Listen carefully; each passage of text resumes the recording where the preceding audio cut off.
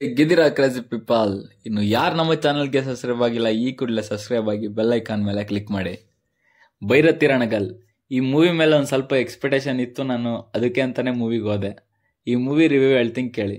Beginning ಇಂದ end ವರ್ಗು ಅಲ್ಲಲ್ಲಿ ಅಲ್ಲ, ಮೂವಿ ಫುಲ್ಲು ಲ್ಯಾಗ್ ಇದೆ. ಒಂದೊಂದು ಸೀನ್ಗಳು ಬರ್ತವೆ, ಆ ಸೀನ್ಗಳು ಮಾತ್ರ ಚೆನ್ನಾಗಿದೆ. ಈ ಪ್ರೊಡಕ್ಷನ್ ಕಾಸ್ಟ್ ತುಂಬ ಜಾಸ್ತಿ ಮಾಡಿದಾರೇನೋ ಅಂತ ಅನಿಸುತ್ತೆ. ಎಲ್ಲಿ ಅಂದರೆ ಬರೀ ಬಸ್ಟ್ ಮಾಡ್ತಾ ಇರ್ತಾರಲ್ಲ, ಒಂದು 3 ಸತಿ ಬಸ್ಟ್ ಮಾಡ್ತಾರೆ.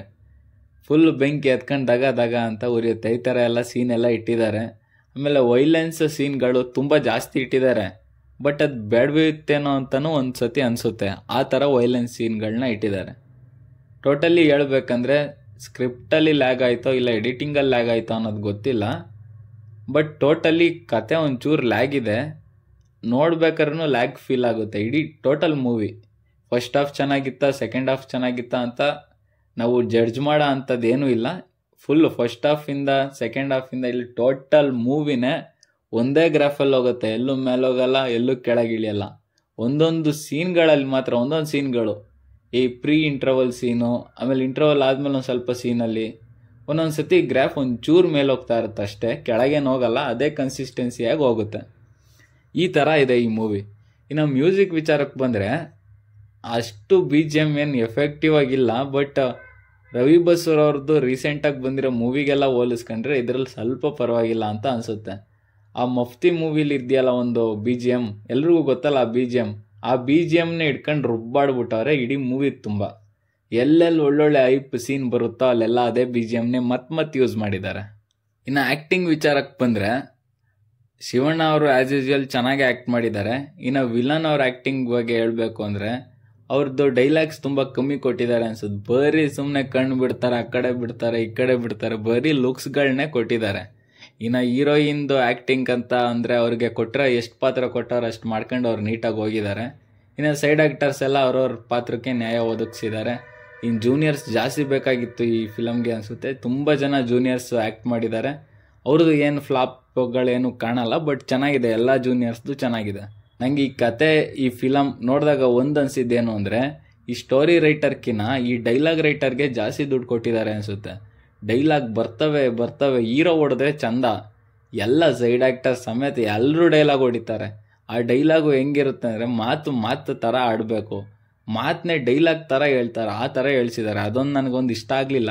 ನನಗದು ಮೈನಸ್ ಪಾಯಿಂಟ್ ಅಂತ ಅನ್ನಿಸ್ತು. ಇನ್ನು ಕ್ಯಾಮ್ರಾ ವಿಚಾರಕ್ಕೆ ಬಂದರೆ ಕ್ಯಾಮ್ರಾ ಒಂಥರ ನೀಟಾಗೆ ಮಾಡಿದ್ದಾರೆ.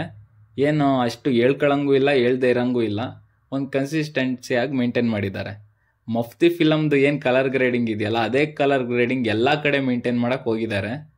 ಕೆಲವು ಕಡೆ ಆ ಕಲರ್ ಗ್ರೇಡಿಂಗ್ ಬಿಟ್ಟು ಆಚೆ ಬಂದಿದ್ರೆ ಚೆನ್ನಾಗಿರೋದು ಅಂತ ಅನಿಸುತ್ತೆ. ಈ ಮೈನಿಂಗ್ ಸೀನಲ್ಲೆಲ್ಲ ಅದೇ ಕಲರ್ ಗ್ರೇಡಿಂಗ್ ಇದ್ರೆ ಚೆನ್ನಾಗಿರುತ್ತೆ. ಬಟ್ ಅದರಿಂದ ಆಚೆ ಬಂದರೆ ಕಲರ್ ಗ್ರೇಡಿಂಗ್ ಒಂಚೂರು ಚೇಂಜ್ ಮಾಡಿದರೆ ಚೆನ್ನಾಗಿರೋದು ಮೂವಿಲಿ ಅಂತ ಅನಿಸ್ತು. ಹೆವಿ ವೈಲೆನ್ಸ್ ಆಯಿತು ಈ ಮೂವಿಲಿ. ಆ ಕೈ ಕಟ್ ಮಾಡೋದು, ಕಣ್ಣು ಕಿತ್ತಾಕೋದು, ಈ ಥರ ವೈಲೆನ್ಸ್ ಇರೋದಕ್ಕೆ UA ಸರ್ಟಿಫಿಕೇಟ್ ಬಂದಿದೆಯಾ ಅಂತ ಏನು ಅದೇನು ಕೊಡಬೇಕಾಗಿರಲಿಲ್ಲ, ಬೇರೆ ಸರ್ಟಿಫಿಕೇಟ್ ಕೊಡ್ಬೋದಿತ್ತು. ಅದು ಹೆಂಗೆ ಕೊಟ್ಟರು ಅನ್ನೋದು ಗೊತ್ತಿಲ್ಲ. ವೈಲೆನ್ಸ್ ನಾರ್ಮಲ್ ಆಗಿ ಇದೆ ಈ ಮೂವಿಲಿ. ನಂತರ ಈ ಮಫ್ತಿ ಫಿಲಮ್ಗೆ ಜಸ್ಟಿಸ್ ಸಿಕ್ಕಿದೆಯಾ ಈ ಮೂವಿಯಿಂದ ಅಂತಂದರೆ ಅಲ್ಲಿ ರೈಸ್ ಆದಂಥ ಕ್ವಶನ್ಗಳಿಗೆ ಮಾತ್ರ ಇಲ್ಲಿ ಉತ್ತರಗಳನ್ನ ಹುಡುಕಿ ಕೊಟ್ಟಿದ್ದಾರೆ ಡೈರೆಕ್ಟ್ರು. ಅಲ್ಲಿರೋಂಥ ಪ್ರಶ್ನೆಗಳಿಗೆ ಇಲ್ಲಿ ನೀಟಾಗಿ ಉತ್ತರ ಸಿಗುತ್ತೆ. ಬಟ್ ನಮಗೆ ಒಂದು ಮೂವಿಯಾಗಿ ನೋಡಿದ್ರೆ ಅಷ್ಟು ಲೈಕ್ ಆಗೋಂಥ ಮೂವಿ ಏನಲ್ಲ. ಒಂದು 5ಗೆ 2.5 ರೇಟಿಂಗ್ ಕೊಡ್ಬೋದು, ಆ ಥರ ಇದೆ ಈ ಮೂವಿ ಒಂಚೂರು ಲ್ಯಾಗ್ನೇ ಆಗಿದೆ. ಈ ಎಡಿಟಿಂಗಲ್ಲಿ ಲ್ಯಾಗ್ ಆಗಿದೆ ಅಂತ ನಾನು ಅಂದ್ಕೋತೀನಿ. ಯಾಕೆಂದರೆ ಈ ಏನು ಕ್ಲೈಮ್ಯಾಕ್ಸ್ ಇದೆಯಲ್ಲ ಅದನ್ನು ಫಸ್ಟ್ ಹಾಫ್ ಮಾಡಿಬಿಟ್ಟು ಸೆಕೆಂಡ್ ಹಾಫಲ್ಲಿ ಬೇರೆ ಥರ ಒಂದು ಮೂವಿ ಮಾಡ್ಬೋದಿತ್ತು ಇದನ್ನು.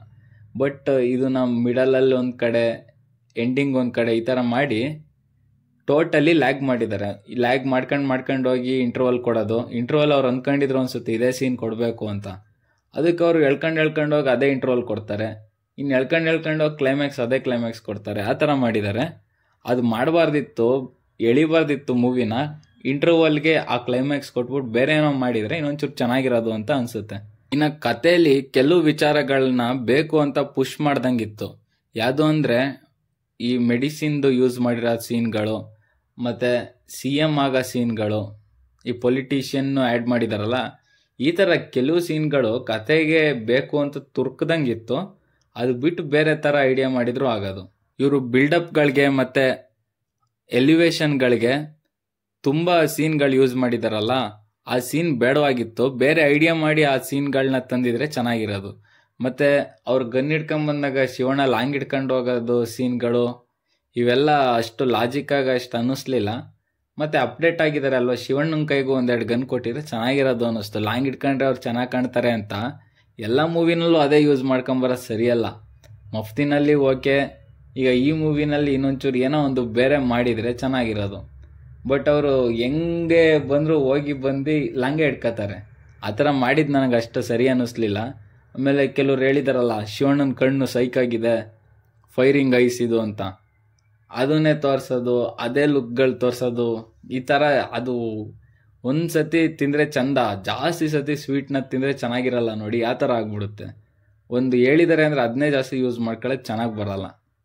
ಅದು ಒಂದು ಅನ್ನಿಸ್ತು ಈ ಮೂವಿನಲ್ಲಿ. ಮೂವಿ ನೋಡ್ಬೋದಾ ಅಂತ ಕೇಳಿದ್ರೆ ಹೌದು ನೋಡ್ಬೋದು, ಒಂದು ಸತಿ ತಾಳ್ಮೆಯಿಂದ ನೋಡೋರು ನೋಡ್ಬೋದು. ನಾನೊಂದು ಕೆಲವು ಕ್ಲಿಪ್ಪಿಂಗ್ಸ್ನ ಹಾಕಿರ್ತೀನಿ ನೋಡಿ, ಹೆಂಗೆ ಈ ಮೂವಿ ನೋಡ್ಬೇಕಾದ್ರೆ ಏನೇನು ಫೀಲ್ ಆಗಿ ಎಲ್ಲೆಲ್ಲಿ ಲ್ಯಾಗ್ ಆಗ್ಬಿಟ್ಟು ಏನೇನು ಮಾಡಿದ್ದೀವಿ ನಾವೇ ಅಂತಾನೆ ಕೆಲವೊಂದೊಂದು ಕ್ಲಿಪ್ಪಿಂಗ್ಸ್ನ ಹಾಕ್ತೀನಿ, ನೋಡ್ಕೊಳ್ಳಿ.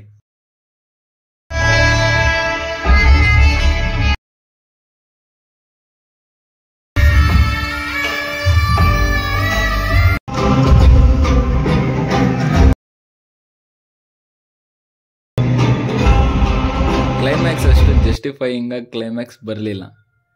ಹಿಂಗಂತ ಹೇಳ್ತಾ ಈ ಮೂವಿ ರಿವ್ಯೂನ ಮುಗಿಸ್ತೀನಿ. ಯಾರು ನಮ್ಮ ಚಾನಲ್ಗೆ ಸಬ್ಸ್ಕ್ರೈಬ್ ಆಗಿಲ್ಲ ಈ ಕೂಡಲೇ ಸಬ್ಸ್ಕ್ರೈಬ್ ಆಗಿ. ಮೂವಿಗೆ ಟೋಟಲ್ 5 ಮಾರ್ಕ್ಸ್ ಅಂದರೆ 2.5 ಮಾರ್ಕ್ಸ್ ಕೊಡ್ಬೋದು. 100ಗೆ 50% ಅಷ್ಟೇ ಈ ಮೂವಿ. ಅದು ಬಿಟ್ಟು ಏನೂ ಇಲ್ಲ. ಸಾಂಗ್ಗಳು 2 ಸಾಂಗ್ ಹಿಟ್ಟಾಗಿದ್ದಾವಲ್ಲ, ಆ 2 ಸಾಂಗ್ ಬಿಟ್ಟು ಇನ್ನು ಸಾಂಗು ಏನು ಅಷ್ಟು ಚೆನ್ನಾಗಿಲ್ಲ ಅಷ್ಟೇ. ಅದೇ BGMನ ಹಾಕೊಂಡು ಒಬ್ಬರು ಬೆಳೆದವ್ರೆ. ಇನ್ನೊಂದು ನನಗೆ ಪ್ರಶ್ನೆ ಕಾಡ್ತಿರೋದೇನು ಅಂದರೆ, ಕನ್ನಡ ಇಂಡಸ್ಟ್ರಿಯಲ್ಲಿ ಡೈರೆಕ್ಟ್ರು ಫಾಲ್ಟಾ ಯಾರು ಫಾಲ್ಟ್ ಅನ್ನೋದು ಗೊತ್ತಾಗ್ತಿಲ್ಲ. ಒಳ್ಳೆ ಮೂವೀಸ್ ಅಂತೂ ಬರ್ತಿಲ್ಲ. ಮೊನ್ನೆ ಬಂದ ಅಮರಾನ್ ಮೂವಿ, ತಮಿಳ್ ಮೂವಿ ಎಷ್ಟು ಚೆನ್ನಾಗಿತ್ತು.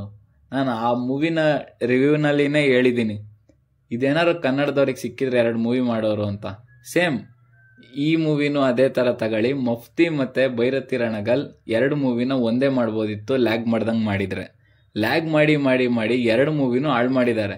ಮಫ್ತಿ ಮೂವಿನೂ ಏನು ಅಷ್ಟು ಸೈಕಾಗಿರೋ ಅಂಥ ಮೂವಿ ಏನಲ್ಲ.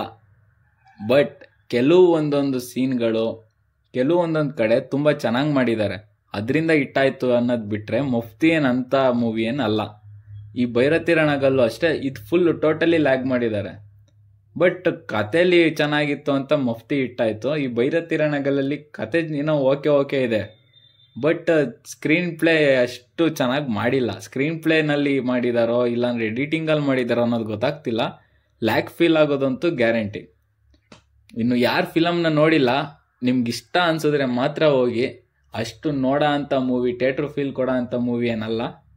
ಇಷ್ಟ ಆದರೆ ಹೋಗಿ, ಟೈಮ್ ಪಾಸ್ಗೆ ಅಂತ ಆದರೆ ಹೋಗಿ, ಒಂದು ಸತಿ ತಾಳ್ಮೆಯಿಂದ ನೋಡ್ಬೋದು ಅನ್ನೋದು ಬಿಟ್ಟರೆ ಇನ್ನೇನು ಇಲ್ಲ ಅಂತ ಹೇಳ್ತಾ ಈ ರಿವ್ಯೂನ ಮುಗಿಸ್ತೀನಿ. ಇನ್ನು ಯಾರು ನಮ್ಮ ಚಾನಲ್ನ ಸಬ್ಸ್ಕ್ರೈಬ್ ಆಗಿಲ್ಲ ಈ ಕೂಡಲೇ ಸಬ್ಸ್ಕ್ರೈಬ್ ಆಗಿ 1K ರೀಚ್ ಮಾಡೋಕ್ಕೆ ಹೆಲ್ಪ್ ಮಾಡಿ. ಓಕೆ ಫ್ರೆಂಡ್ಸ್, ಬಾಯ್.